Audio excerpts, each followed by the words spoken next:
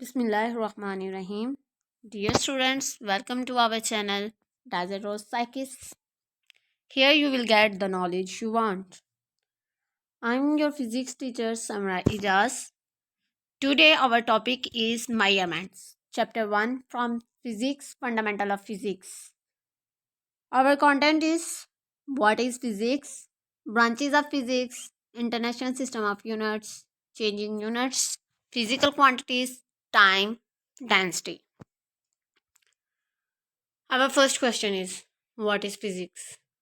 Basically हम चाह रहे हैं फिजिक्स को अंडरस्टैंड करना कि फिजिक्स है क्या, मेन थिंग्स जो हैं हमारी मेजरमेंट्स में फिजिक्स क्या है. कह रहे हैं the branch of science which deals with the study of matter of an object energy and their relationship. Physics हमारे पास बेसिकली ब्रांच ऑफ साइंस है जिसमें हम मुख्तलिफ चीज़ों यानी मुख्तलिफ ऑब्जेक्ट्स के दरमियान में रिलेशनशिप को एनर्जी के बारे में पढ़ेंगे. नेक्स्ट टॉपिक है हमारा ग्रीक वर्ड कि जो फिज़िक्स का रूट वर्ड फिज़िक्स है वो कहाँ से अखज़ किया गया है. तो ग्रीक के word for nature and natural word से निकाला गया है, जिसका मतलब है कि नेचुरल कुदरती दुनिया की स्टडी को हम फिज़िक्स कह रहे हैं.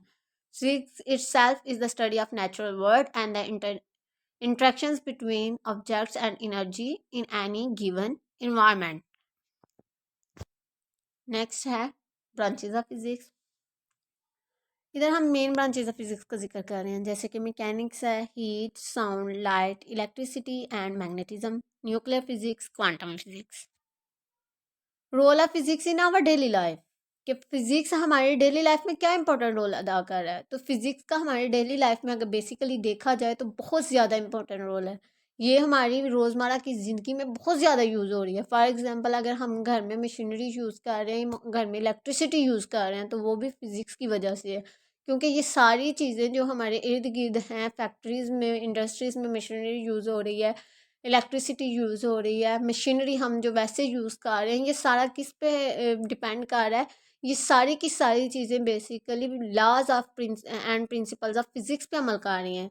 फर्स्ट लॉ ऑफ न्यूटन पे अमल कर रही हैं, न्यूटन्स के लॉज को ओबे कर रही हैं. तो जो भी चीज़ न्यूटन्स के लॉज को ओबे करती है वो सारी चीज़ें फिज़िक्स के ही अंडर आती हैं. नेक्स्ट टॉपिक है हमारा measuring things. The comparison of specified physical quantities with the known standard quantities of the equivalent nature. Measuring things का मतलब है कि हम किसी भी स्पेसिफिक फिजिकल क्वांटिटी को किसी स्टैंडर्ड क्वांटिटी के साथ इक्विवेलेंट नेचर में रख के उसकी कंपैरिजन करेंगे तो हमारे पास चीज़ों की मेजरमेंट आ जाएगी. Distance is measured in metre, हमारे पास एग्जांपल है. टाइम जो होता है वो मेजर किया जाता है सेकेंड्स में, मैस किलोग्राम्स में. इसी तरह मुख्तलिफ ऑब्जेक्ट्स की मुख्तलिफ टाइप की यूनिट्स हैं जिनमें वो मेजर किए जा रहे हैं. फिजिकल क्वांटिटीज़, फिजिकल क्वांटिटीज़ से ही शो हो रहा है, इनके नाम से ही क्या ऐसी तमाम मकदार हैं जो फिजिकली हमारे पास अपेयर हों. All the measurable quantities is called physical quantities. हमारे पास मुख्तलिफ की टाइप्स की क्वांटिटीज है, लाइक टाइम, मैस, टेम्परेचर, ये सारी किस में आ जाएंगे हमारे पास फिजिकल क्वांटिटीज़ में. आगे हमारे पास टाइप्स ऑफ क्वांटिटीज़ हैं, तो हमारे पास 2 टाइप्स ऑफ क्वांटिटीज़ आ रही हैं, base quantities and drive quantities. ऐसी क्वांटिटीज़ जो कि बेस के तौर पे डिफाइन की जा रही हैं, यानी इंडिपेंडेंटली, जिन्हें किसी की भी ज़रूरत नहीं है कि वो उन्हें शो करें, तो वो हमारे पास बेस क्वांटिटीज़ आ जाएंगी. 7 क्वांटिटीज़ है हमारे पास जो सिलेक्ट की गई हैं एज ए बेस क्वांटिटीज़, जिसमें length, time, mass, electric current, temperature, intensity of light, amount of substances आ रहे हैं. ये सारे हमारे पास किस में आ रहे हैं, बेस क्वांटिटीज़ में. इसी तरह हमारे पास ड्राइव क्वांटिटीज़ हैं, तो वो in the terms of base quantities हमारे पास एक्सप्रेस की जा रही हैं, और उसमें हमारे पास एग्जाम्पल में आ जाती है speed, area, density, force, pressure, energy. Means हमारे पास जो बेस क्वांटिटीज़ हैं उन्हीं से हम ड्राइव क्वांटिटीज़ को ड्राइव कर रहे हैं. नेक्स्ट हमारा टॉपिक है यूनिट. यूनिट एक स्टैंडर्ड मेजरमेंट फॉर्म है फिजिकल क्वांटिटीज़ के ऑफ सेम काइंड्स. मीन्स कि हमारे पास एक ही तरह की फिजिकल क्वांटिटीज़ हैं, एक ही किस्म की, जिन्हें मेजरमेंट करने के लिए एक स्टैंडर्ड निकाला गया जिसे हम यूनिट कहते हैं. फॉर एग्जांपल हमारे पास एक क्वांटिटी है टाइम, तो उसे मेजर करने के लिए जो स्टैंडर्ड है वो स्मॉलेस्ट स्टैंडर्ड क्या है, सेकेंड. इसी तरह अगर डिस्टेंस है तो उसके लिए मीटर है, एरिया है तो उसके लिए भी मीटर है. इस तरह डिफरेंट टाइप्स की हमारे पास जो क्वांटिटीज़ है उनके डिफरेंट यूनिट्स आ गए. Types of units. अब दो तरह की टाइप्स आ गई, जिस तरह हमारे पास फिजिकल क्वांटिटीज़ की दो टाइप्स थी, बेस क्वांटिटी और ड्राइव क्वांटिटी, इसी तरह हमारे पास यूनिट की भी दो टाइप्स आ गई, base unit and drive unit. Base unit basically base के तौर पे यूज़ होते हैं, ये बेस क्वांटिटीज़ के लिए होते हैं, और जो ड्राइव यूनिट्स हैं वो ड्राइव क्वांटिटीज़ के लिए होते हैं। चेंजिंग यूनिट्स, अब हम जब डेली लाइफ में देखते हैं तो हमें यूनिट्स को चेंज करने के लिए भी मुख्तलिफ मेथड्स की ज़रूरत होती है। तो फर्स्ट मेथड हम जो यूज़ करेंगे अपने यूनिट्स को चेंज करने के लिए वो चेन लिंक कन्वर्सेशन होगा। इसमें हम क्या करते हैं, कन्वर्सेशन फैक्टर को यूज़ करते हैं, उसे मल्टीप्लाई कर देते हैं अपने ओरिजिनल नंबर से, जिसकी मदद से हम यूनिट को चेंज कर देते हैं। फॉर एग्जांपल हमारे पास 1 मिनट एक टाइम है, उसे हम सेकंड्स में चेंज करना चाह रहे हैं, तो उसे हम 1 मिनट को 60 सेकंड से मल्टीप्लाई करेंगे और डिवाइड करेंगे, तो हमारे पास हमारा 1 सेकंड आ जाएगा।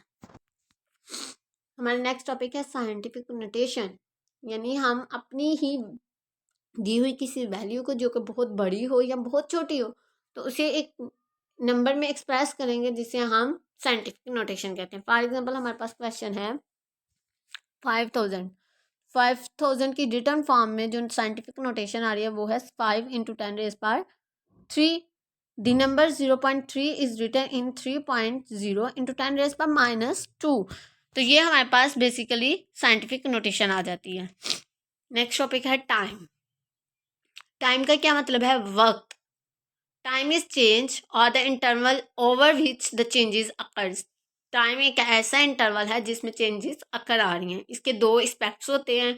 टाइम को मेजर किया जाता है किसी भी इवेंट के हिसाब से, यानी किसी भी ऑर्डर के फॉर्म में, कि पास्ट में था टाइम, प्रेजेंट में था या फ्यूचर में था। ड्यूरेशन, किसी भी इवेंट का ड्यूरेशन फाइंड करने के लिए कि if हमने जो ड्यूरेशन क्या है उसका इंटरवल। फॉर एग्जांपल हम घर से स्कूल जा रहे हैं, तो घर से स्कूल जाने तक का जो रास्ता है वो हमने कितने टाइम में या कितने इंटरवल्स में पार किया है, वो हमने फाइंड करना हो, तो उसके लिए हम क्या टर्म यूज़ कर रहे हैं, टाइम यूज़ कर रहे हैं। नेक्स्ट हमारे पास टॉपिक है यूनिट ऑफ टाइम। तो हम सब जानते हैं कि जैसे हर एक फिजिकल क्वांटिटी का एक यूनिट है, इसी तरह हमारे टाइम का भी एक यूनिट है जो कि सेकंड है। अब टाइम फॉर एग्जांपल आपके पास एक एयर दिया गया हो, तो उस एयर को आप सेकंड में कैसे कन्वर्ट करेंगे, तो एयर को पहले मंथ्स में कन्वर्ट किया गया, मंथ्स को फिर वीक्स में, वीक्स को डेज, डेज को आवर्स में।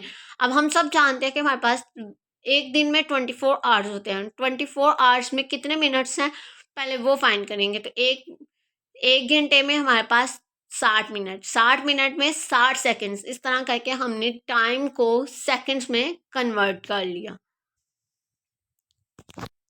नेक्स्ट टॉपिक है मैस। मैस क्या होता है, the measure of amount of matter in a body.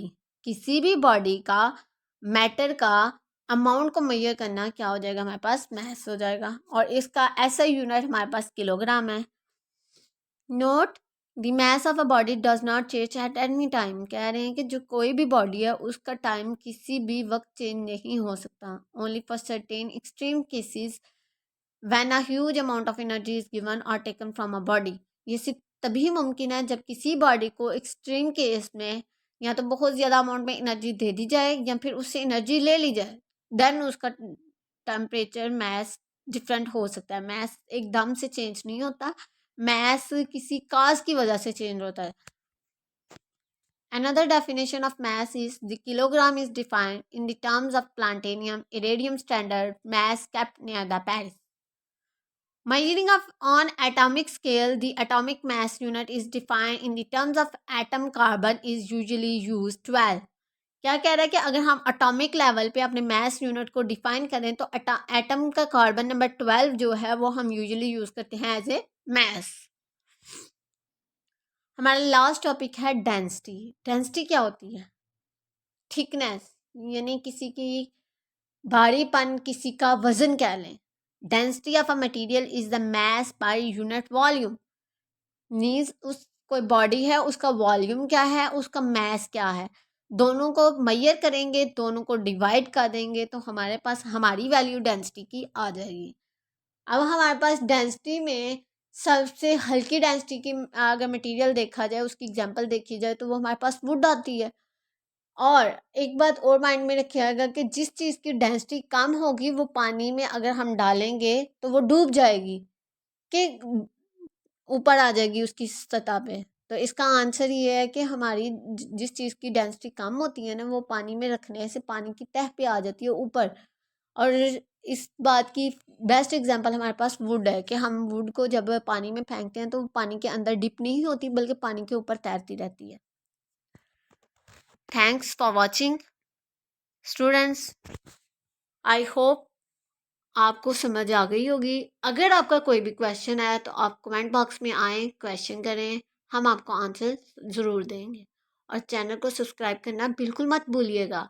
Like and share also it. Thank you students. अल्लाह हाफिज़।